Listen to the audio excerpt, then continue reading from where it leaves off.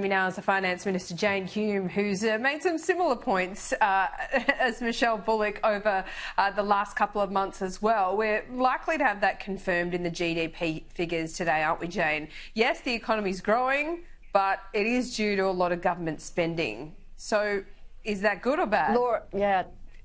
Well, it's terrible news for the economy. You know, it's in the last 2.5 years of this Labor government, we've been talking about the cost of living and inflation, inflationary pressures, but this has been a real sleeper issue behind that, this anaemic economic growth that we've seen over the last couple of years.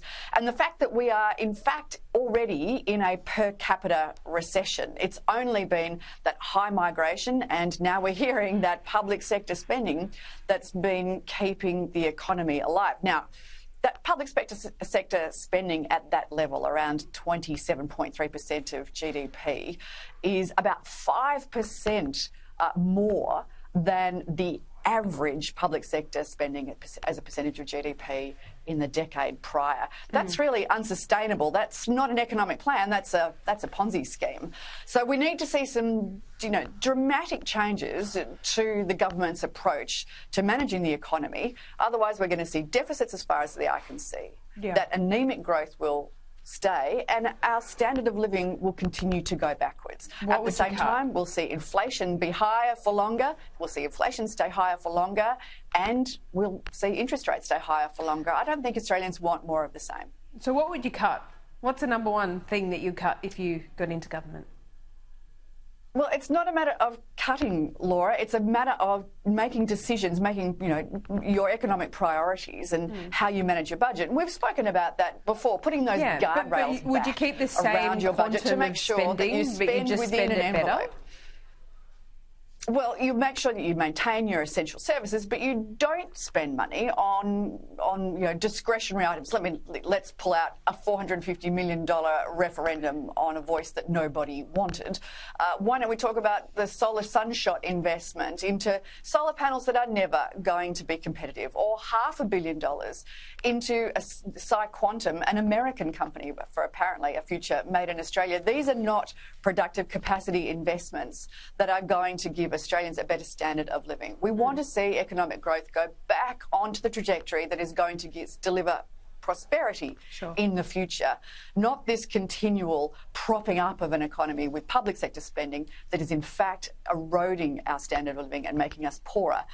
Australians have really struggled in the last few years. They've seen their real disposable income go backwards by 8.7%.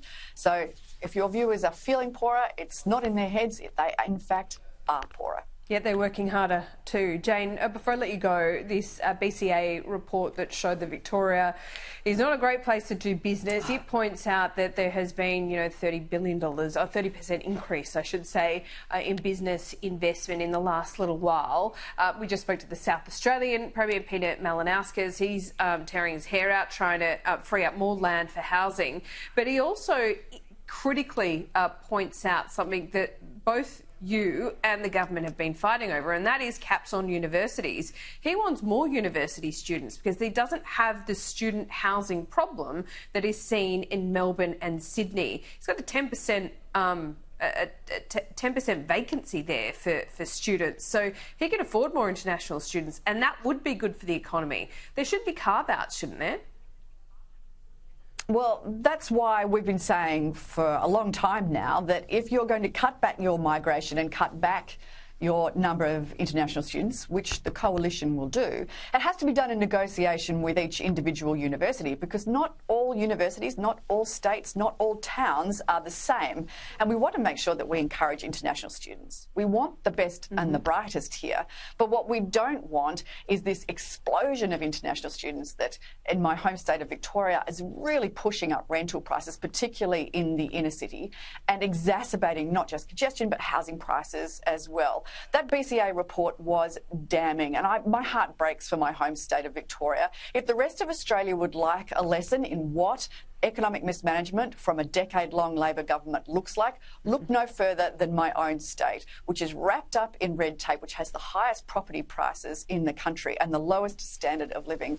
It's a disgrace what's happened here, and I genuinely despair for my own state. But let's not let this happen at a federal level. Let's make sure that we make the right decisions now, get the economy back on track so that we get a better quality of life and a better standard of living in the future. Jane, thank you. We'll see you soon. Thanks, Laura. Stay with us. Coming up after the break, we'll take you